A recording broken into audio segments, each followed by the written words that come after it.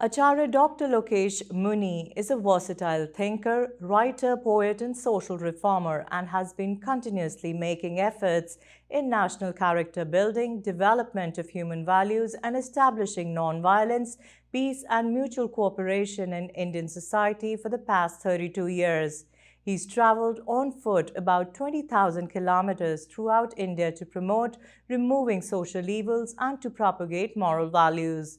In order to give practical shape to these values, he founded Ahimsa Vishwabharati and thus spread his field of activities throughout the world. With the establishment of Ahimsa Vishwabharati, he started a strong movement against social evils like the abortion of female children, drug addiction, environmental pollution, etc. Watch the excerpts from Acharya Dr. Lokesh Muni's talks on peace and harmony through Indian cultural values held at Indian Consulate, New York yesterday on June 15th.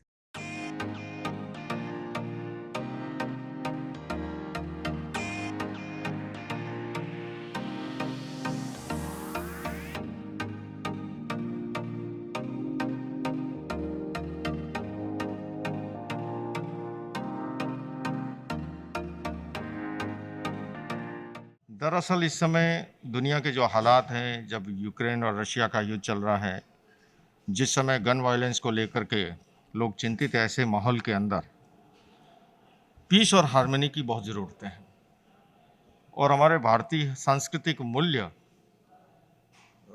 एक भूमिका अदा करते हैं शांति और सद्भावना के लिए। तो आज बहुत ही सुंदर विषय पर यह कार्यक्रम है और मैं तो धन्यवाद करता हूं कॉन्सुलेट जनरल ऑफ इंडिया का कि उन्होंने गणमान्य लोगों को आमंत्रित किया है, सभी यहाँ उपस्थित हो रहे हैं। तो हम चर्चा करेंगे कि कैसे समाज में शांति हो, सद्भावना हो, हमारी दुनिया और कैसे बेहतर बने, हर व्यक्ति का जीवन कैसे सुखी बने। ये मूल मंत्र है आज के कार्यक्रम का। मैं टीवी एशिया को, ITV को बहुत बहुत धन्यवाद देता हूँ कि वो ऐसे सांस्कृतिक मूल्यों को जन जन तक पहुँचाने के लिए और अमेरिका जैसे भौतिक चरम सुविधाओं से संपन्न देश के अंदर नैतिक और चारित्रिक मूल्यों के लिए, मानवीय मूल्यों के लिए जो कार्य कर रहे हैं, उसके लिए मैं साधुवाद देता हूं। Right. So we are delighted to have Muni ji here in Consul General, and he's doing his level best efforts to establishing Peace Center. And this is going to be the first one in India, but he's planning to have them all over the world. And today is the dire need of this peace because there is a lot of terrorism, there is a lot of communal differences. So I think, Muniji is doing a great job, and we wish him continued success, and we are all with him to support this cause. Thank you. Namaste. I'm State Assemblywoman Jennifer Rajkumar. I'm the first Indian woman ever elected to New York State office, and I'm so proud to be here today at the Indian Consulate, where we will be welcoming a very, very special guest and providing him with the honors from New York State. And that special guest is our very own Acharya, Dr. Lokesh Muni, who is gracing us with his presence, a holy man. And we'll be learning today about his life of sacrifice, truly an inspiration to me as a public servant. So all the dignitaries have gathered here today, and it's going to be an incredible night. I am Sunil Hali, and welcome to the viewers of ITV Gold. We are at the Indian Consulate in New York, which is today hosting one of the luminaries of the most important aspect that the world needs today, which is peace. You look around in the morning, afternoon, evening, at night, all over the world. We have almost everything but except the peace, especially after the COVID. What we need is peace of mind, peace of soul. And I don't think there are too many people who promote peace the way Acharya ji promotes. Sometimes I wonder he covers his mouth and without talking how he's able to influence people and the mind. And for all these years, it's just amazing. And I love to listen to him, love to follow him. I love to learn from him, and so that we can take the message forward, and especially with medias like ITV, who can take it out to millions of people who watch it. I think we should follow his teachings, Swamiji's teaching, Acharyaji's teaching. He travels all over, and he's been addressing the conferences all over the world, and now he's back here. We always welcome him. We wish him well, we wish him best of the health, and because people like him can help the world become more calmer and peaceful. Thank you. नमस्ते, आप सभी लोग का इस सभा में पुरजोर स्वागत है। आज हमारे बीच पूजनीय आचार्य लोकेश मुनि जी पधारे हैं। भारत से कुछ दिन पहले यहाँ आए। भारत के जीवन को, भारत के मूल्यों को, हिंदुस्तान की संस्कृति और संस्कारों को इस देश में लोगों के बीच में लाने के लिए, उसे फैलाने के लिए और समाज को मजबूती देने के लिए उनका मैं तहे दिल से कौंसल आवास की तरफ से स्वागत करता हूं।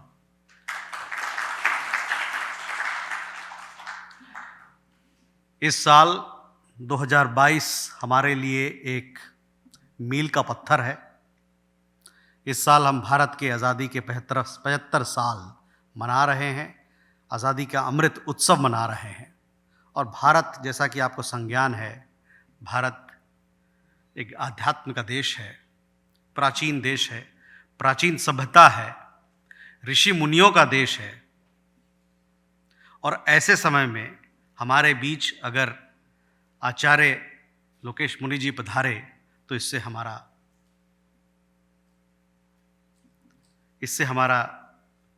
जो प्रोग्राम है आज़ादी को मनाने का और भारतीय मूल्यों को मनाने का, हमारे संविधान को मनाने का, हमारे जीवन के फिलॉसफी और मूल को मनाने का, वो अपने आप में बहुत प्रगाढ़ हो जाता है।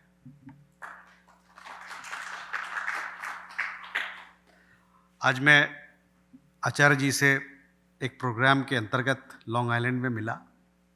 बहुत सारी बातें हुई, गांधी जी के बारे में बातें हुई, क्योंकि वो जो कार्यक्रम था वो गांधी जी पे आधारित था। गांधी जी के जीवन में जैन धर्म का, जैन समुदाय का और जैन मूल्य का बहुत गहरा प्रभाव रहा। और शायद ही वो कारण था कि जिससे कोरोना के बाद जब हो, या पर्यावरण की बात हो, या समाज को एकजुट करने की बात हो, एकता के सूत्र में बांधने की बात हो, अहिंसा की बात हो, ये गांधी जी के जीवन में, उनके मूल्यों में और उनकी शब्दों में, उनके लेखन में बहुत गहरे ढंग से दिखता है। बहुत थोड़े समय मैं आचार्य जी के साथ बिताया, लेकिन बहुत सारी चीज़ें सीखने को मिली। लोग जैन धर्म को समझते हैं अध्यात्म के तरीके से, और भी धर्मों को लोग अध्यात्म के तरीके से समझते हैं। जैन धर्म को लोग वैज्ञानिक तौर तरीके से अगर समझें तो मेरे ख्याल से वो ज़्यादा बेहतर होगा। आज सवेरे इंटरमिटेंट फास्टिंग के बारे में बता रहे थे। इनकी दिनचर्या और जैन समुदाय के लोगों की दिनचर्या सूरज के उगने से और सूर्यास्त होने तक से जुड़ा हुआ है। शायद यही कारण है, जब आप सवेरे बता रहे थे कि जब ये अमेरिका आते हैं तो इनको जेटलैग नहीं होता।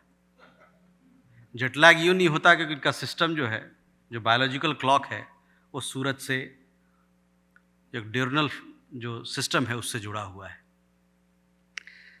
इंटरमिटेंट फास्टिंग भी शायद उससे जुड़ा हुआ है। हम लोग इंटरमिटेंट फास्टिंग एक जीवन शैली के रूप में करते हैं, ज़बरदस्ती करना पड़ता है, एक प्रोग्राम के रूप में करना पड़ता है। इनके जीवन शैली में वो जुड़ा हुआ है। आप कहीं एक समूह में बैठे हों और वहाँ पर जैन साधु साध्वी बैठे हों तो आप देखेंगे कि उनका जो स्वास्थ्य है और कई लोगों से कहीं बेहतर है। उसका कारण स्पष्ट करने की ज़रूरत नहीं है, ऐसा क्यों होता है। आज सवेरे बच्चों के साथ हम स्कूल में थे, आचार्य जी भी थे, तो मास्क की बात आई कि मास्क 1918 में जब महामारी आया दुनिया भर में, स्पेनिश फ्लू, तो लोग पहली दफ़ा मास्क पहनना शुरू किए। और उससे कोई 10-20 साल पहले एक सर्जिकल कल्चर के रूप में अस्पतालों में मास्क आया था। तो मास्क का दुनिया में, या इस भाग में, दुनिया के इस भाग में इतिहास उतना ही पुराना है। लेकिन जैन समुदाय में, जैन धर्म में, जैन रीति रिवाज में हज़ारों हजार साल से लोग मास्क पहनते हैं। ये भी मेरे ख्याल से इसको वैज्ञानिक ढंग से देखने की ज़रूरत है। इससे बढ़िया इन्फेक्शन का कंट्रोल नहीं हो सकता। तो अगर हम मास्क को और इस जीवन शैली को अपनाएंगे, हमारे जीवन में मेरे ख्याल से हम और बेहतर समाज, एक बेहतर संस्था और एक बेहतर जीवन बना सकते हैं। कुछ दिन पहले, कुछ 2-3 साल पहले की बात है, मुझे भगवान बाहुबली जी का दर्शन करने का मौका मिला। गोमतेश्वर श्रवण बेलगोला कर्नाटक में बहुत कुछ सीखने को मिला, उनके आचरण, उनके इतिहास, उनका रहन सहन, और जैन धर्म, जैन समाज से भी मुझे काफ़ी कुछ सीखने को मिला। उसका प्रभाव मेरे ऊपर है। मैं खुद वैशाली का रहने वाला हूँ, जहाँ पर भगवान महावीर का जन्म स्थान है, तो मेरा उनसे रिश्ता कुछ अलग है। वो तो मेरे गांव के हैं। तो ये कुछ ताना बाना था मेरा आज के इस प्रोग्राम को लेकर,